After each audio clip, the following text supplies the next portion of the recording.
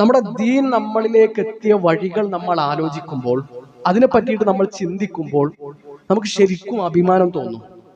അള്ളാഹു ഈ ദീനിനെ സംരക്ഷിച്ചിട്ടുണ്ട്, ഈ ദീനിനെ അള്ളാഹു പ്രൊട്ടക്ട് ചെയ്തിട്ടുണ്ട്.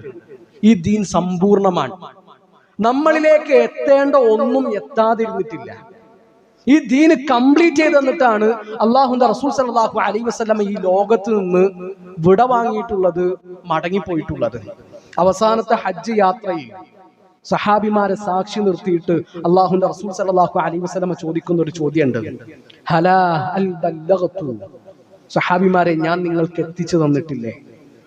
അള്ളാഹു എന്നെ ഏൽപ്പിച്ച റിസാലത്ത് എന്ന ദൗത്യം ഞാൻ പൂർത്തിയാക്കിയിട്ടില്ലേ? ഞാൻ നിങ്ങൾക്ക് എത്തിച്ചു തന്നിട്ടില്ലേ? അള്ളാഹുന്റെ റസൂലെ നിങ്ങൾ എത്തിച്ചു തന്നിട്ടുണ്ട്. അല്ലാഹുമ്മ ഷ്ഹദ്, അള്ളാഹുവേ നീ സാക്ഷിയാണ്. എന്നിട്ടാണ് നബി സല്ലല്ലാഹു അലൈഹി വസല്ലം പറയുന്നത്, ഫൽയുബല്ലിഗ ഷാഹിദ് അൽ ഗായിബ്. ഇവിടെ ഹാജറുള്ളവർ, ഹാജറില്ലാത്തവർക്ക് ഈ ദീൻ എത്തിച്ചു കൊടുക്കണം. ഇമാം മാലിക് റഹിമഹുല്ലാഹു തആല പറയുന്ന വളരെ ശ്രദ്ധേയമായ ഒരു വാക്കുണ്ട്, അസ്സുന്നത്തു സഫീനത്തു നൂഹ്. സുന്നത്ത് എന്നത്, അള്ളാഹുന്റെ റസൂൽ സല്ലല്ലാഹു അലൈഹി വസല്ലമയുടെ ചര്യ എന്നത് നൂഹ് നബി അലൈഹി സ്വലാത്തു വസ്സലാമയുടെ കപ്പലാണ്. ഫമൻ റഖിബഹാ നജാ, ആരാ കപ്പലിൽ കയറിയോ അവൻ വിജയിച്ചിട്ടുണ്ട്. വമൻ തഖല്ലഫ അൻഹാ ഫഖദ് ഗരിഖ, ആ കപ്പലിൽ കയറാതെ ആരാണോ മാറി നിന്നത് അവൻ മുങ്ങി മരിക്കും, അവൻ നശിച്ചു പോവുകയും ചെയ്യുന്നതാണ്. അപ്പൊ ദീൻ സമ്പൂർണ്ണാണ്. നബി സല്ലല്ലാഹു അലൈഹി വസല്ലം ഒന്നും പഠിപ്പിക്കാതെ തിരിച്ചു പോയിട്ടില്ല. ഇനി എൻ്റെ പ്രിയപ്പെട്ട സഹോദരങ്ങളോട് ഞാനൊരു ചോദ്യം ചോദിക്കുകയാണ്. ഇപ്പോ 1-2 ദിവസമായിട്ട് തുടങ്ങിയിട്ടുണ്ട്. വരുന്ന ഞായറാഴ്ച അതിന്റെ സമാപനമാണ്. നമ്മുടെ പുത്തമ്പള്ളി ആണ്ട് നേർച്ച നടന്നുകൊണ്ടിരിക്കുകയാണ്. ശരിക്കും ദീനിൽ ഇങ്ങനത്തെ ഒരു നേർച്ചയുണ്ടോ? ആണ്ട് നേർച്ച എന്നൊരു പരിപാടി അള്ളാഹുന്റെ റസൂൽ സല്ലല്ലാഹു അലൈഹി വസല്ലം നമുക്ക് പഠിപ്പിച്ചു തന്നിട്ടുണ്ടാവും. 115ാമത്തെ ആണ്ട് നേർച്ചയാണ് ഈ വർഷം നടക്കുന്നത്. ഗംഭീര ആഘോഷങ്ങളാണ്. ഇത് ഇസ്ലാം പഠിപ്പിച്ചു തന്നതാണോ, അള്ളാഹുന്റെ റസൂൽ സല്ലല്ലാഹു അലൈഹി വസല്ലം പഠിപ്പിച്ച ദീനിൽ ഉള്ളതാണോ? ഈ ജാർ എന്നുള്ള ഏർപ്പാട് തന്നെ ഇസ്ലാമിലുണ്ടോ? അള്ളാഹുന്റെ റസൂൽ സല്ലല്ലാഹു അലൈഹി വസല്ലം വിട വാങ്ങുന്നതിന്റെ തൊട്ടു മുമ്പ് സ്വഹാബിമാർക്ക് കൊടുത്ത വസിയത്തുകളിൽ ഒന്ന്, ഉപദേശങ്ങളിൽ ഒന്ന്, അവർക്ക് കൊടുത്ത മുന്നറിയിപ്പുകളിൽ ഒന്ന്, ലഅനല്ലാഹുൽ യഹൂദ വന്നസാറ ഇത്തഖദു ഖുബൂറ അംബിയാഇഹിം മസാജിദ. അള്ളാഹു ജൂതന്മാരെയും ക്രിസ്ത്യാനികളെയും ശപിച്ചിട്ടുണ്ട്. എന്താ കാരണം? എന്താ ഇതിന്റെ കാരണം?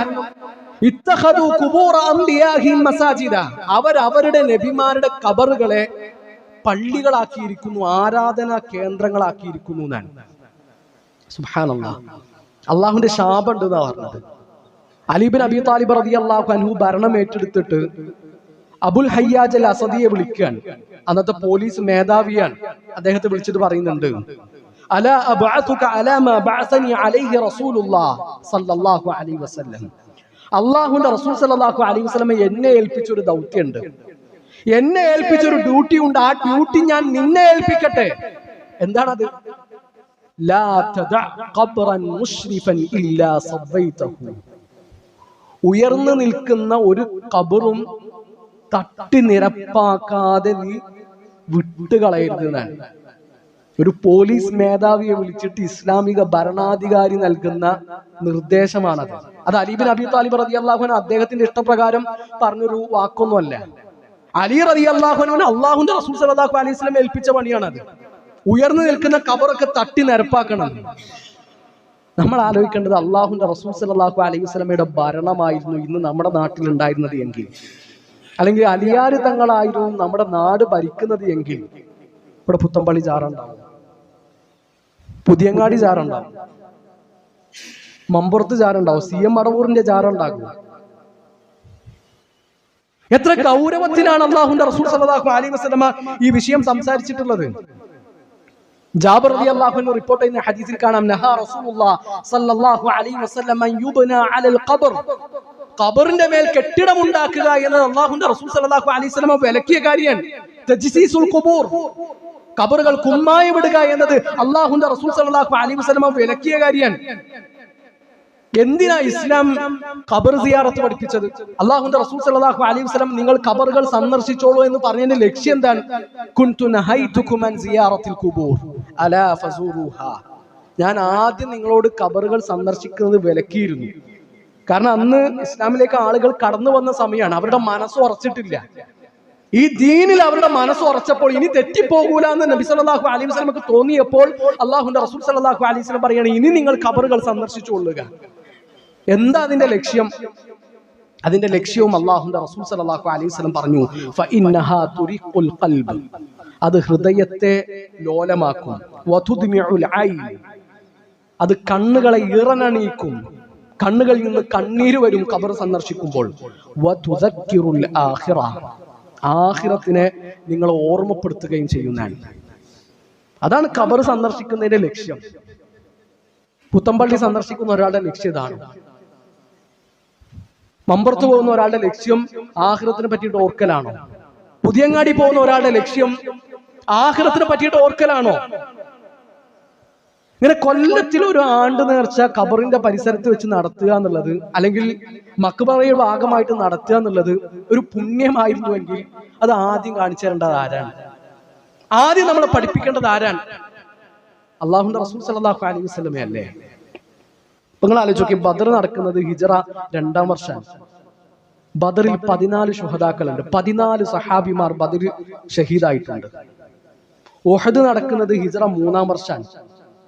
70 സഹാബിമാർ ഉഹദിൽ ഷഹീദുകളായിട്ടുണ്ട്.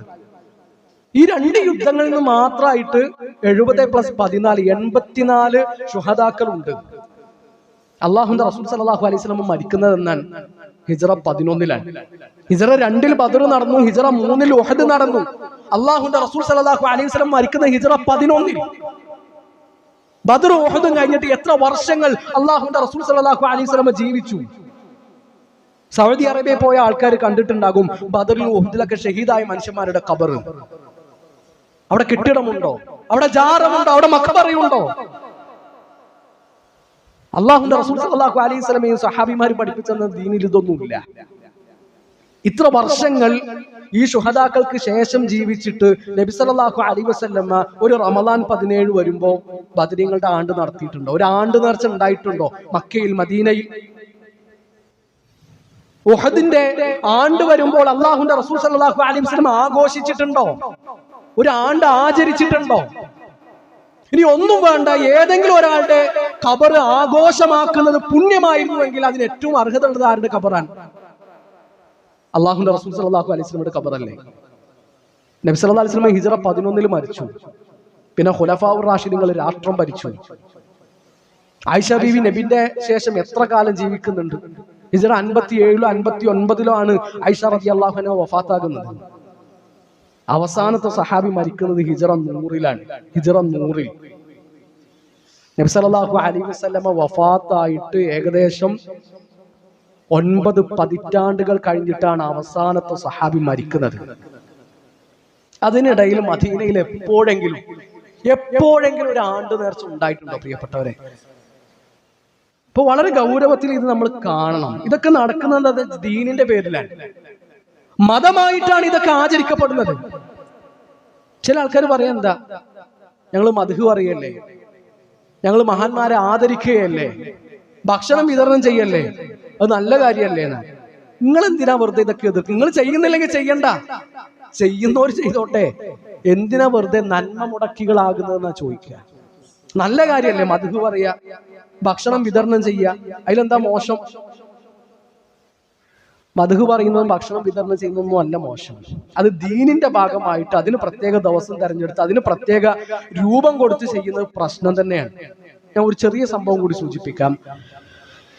ഇബ്നു മസ്ഊദ് റളിയല്ലാഹുവിന്റെ അരികിലേക്ക് അബൂ മൂസ അശ്അരി റളിയല്ലാഹു അൻഹു ഓടിക്കതച്ച് വരികയാണ്.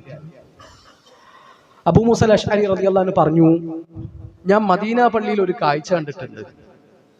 ഞാൻ ആദ്യമായിട്ടാണ് അങ്ങനത്തെ ഒരു സംഭവം കാണുന്നത്. പക്ഷെ അതില് മോശമായിട്ടൊന്നും എനിക്ക് തോന്നിയില്ല. അപ്പൊ ഇബ്നു മസ്ഊദ് റളിയല്ലാഹു അൻഹു എന്താ നിങ്ങൾ മദീന പള്ളിയിൽ കണ്ടത്? അപ്പൊ കുറച്ച് ആൾക്കാർ അവിടെ വട്ടത്തിൽ ഇങ്ങനെ ഇരിക്കുന്നുണ്ട്. ഓരോ സംഘത്തിനും ഓരോ ലീഡർ ഉണ്ട്. ഒരു ലീഡർ ഇങ്ങനെ പറയും, കബ്ബിറൂമി ആ, നിങ്ങൾ 100 തവണ തക്ബീർ ചൊല്ലുക. അപ്പൊ ആ വട്ടത്തിലിരിക്കുന്ന എല്ലാവരും 100 തവണ ഇങ്ങനെ തക്ബീർ ചൊല്ലും. എന്നിട്ട് അടുത്ത ലീഡർ പറയും, ഹല്ലൂമി ആ, നിങ്ങൾ 100 തവണ ലാ ഇലാഹ ഇല്ലല്ലാഹ് ചൊല്ലുക. അപ്പൊ എല്ലാവരും 100 തവണ ലാ ഇലാഹ ഇല്ലല്ലാഹ് ചൊല്ലുക. അതിന്റെ എണ്ണം പിടിക്കാൻ അവരുടെ കയ്യിൽ ചരൽക്കല്ലുണ്ട്. അടുത്ത ആള് പറയും സബ്ബിഹൂമി ആ, അപ്പൊ എല്ലാവരും 100 തവണ തസ്ബീഹ് ചൊല്ലും. നിസ്കാരത്തിന് വേണ്ടി കാത്തിരിക്കുന്ന മനുഷ്യന്മാർ വട്ടം കൂടിയിരുന്ന് മദീന പള്ളിയിൽ അവർ കൂട്ടമായിട്ട് ദിക്ർ ചൊല്ലാണ്. ഇന്നത്തെ ഭാഷയിൽ പറഞ്ഞ ദിക്ർ ഹൽക്ക. അപ്പൊ ഇബ്നു മസ്ഊദ് റളിയല്ലാഹു അൻഹു അബൂ മൂസ അശ്അരി റളിയല്ലാഹു അൻഹു ചോദിക്കുകയാണ്, എന്നിട്ട് അബൂ മൂസ നീ എന്താണ് അവരോട് പറഞ്ഞത്?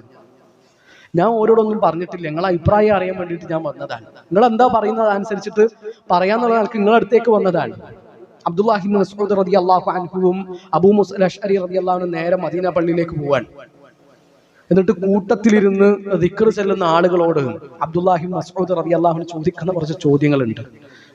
വൈഹക്കും യാ ഉമ്മത മുഹമ്മദ്, അല്ലാഹുവിന്റെ റസൂൽ സല്ലല്ലാഹു അലൈഹി വസല്ലമയുടെ ഉമ്മത്തെ നിങ്ങൾക്ക് നാശം. മാ അസ്റാ ഹലകതികും, എത്ര പെട്ടെന്നാണ് നിങ്ങൾ നശിച്ചു പോയത്.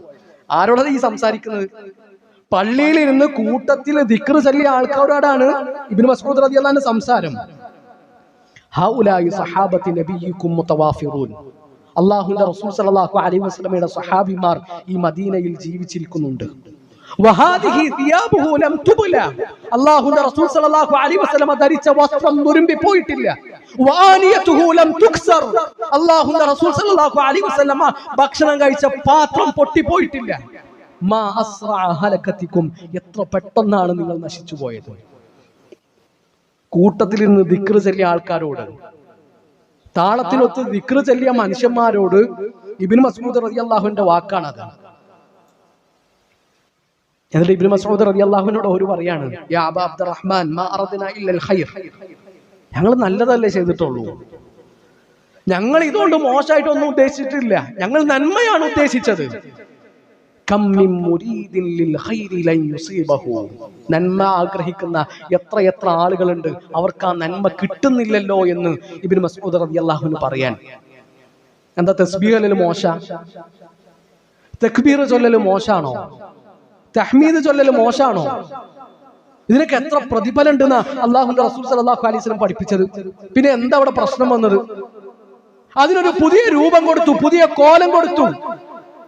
അതിനുള്ള അധികാരം നമുക്കില്ല. അങ്ങനെ പുതിയൊരു രൂപത്തിൽ ഒരു ദിക്ർ, ഒരു ആരാധന നടത്തണമെങ്കിൽ അല്ലാഹുവിന്റെ റസൂൽ സല്ലല്ലാഹു അലൈഹി വസല്ലമയുടെ മാതൃക വേണം, അല്ലാഹുവിന്റെ കൽപ്പന വേണം. അങ്ങനത്തെ ഒരു കൽപ്പന ഇല്ല എങ്കിൽ അത് പ്രശ്നം തന്നെയാണ്. അതുകൊണ്ട് പ്രിയപ്പെട്ടവരെ, ഈ ആണ്ട് നേർച്ച എന്നുള്ള പരിപാടി ബിദ്അത്താണ്. അത് ദീനിൽ ഇല്ലാത്ത സംഗതിയാണ്, ഹറാമാണ്. അത് പുത്തൻപള്ളി നടക്കുമ്പോൾ മാത്രമല്ല, നമ്മളെ പെരയിൽ നടക്കുമ്പോൾ അങ്ങനെ തന്നെയാണ്. അത് പള്ളിക്കല് പോയിട്ട് അല്ലെങ്കിൽ ജാറത്തിന്റെ അരികെ പോയിട്ട് ആണ്ട് നേർച്ച നടത്തുമ്പോൾ ആ പ്രശ്നം എന്ന് വിചാരിക്കരുത്.